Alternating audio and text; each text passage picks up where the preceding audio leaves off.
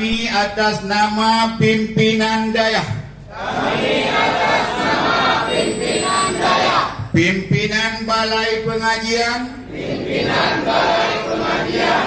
Pimpinan Ormas. Serta tokoh masyarakat. Se-Kabupaten Aceh Utara dan Kota Luk Semai.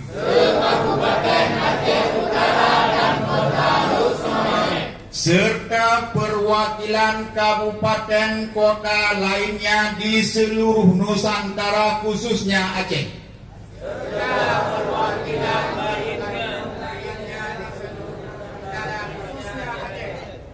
Dari Kabupaten Aceh Tamiang, dari Kota Langsang, dari Kabupaten Aceh Timur, dari Kabupaten Aceh Tengah, dari Kabupaten Benar Meriah, dari Kabupaten Birun, dari Kabupaten Pidi, dari Kabupaten Pidi Jaya,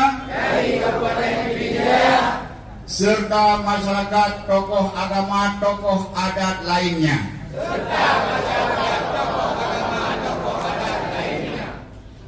Dengan menyatakan sikap, menolak dengan tegas pengajian yang menyimpang dengan akidah Ahlus Sunnah wal Jamaah, dan menolak pengajian MPTT selama belum ada fatwa dari MPU Aceh.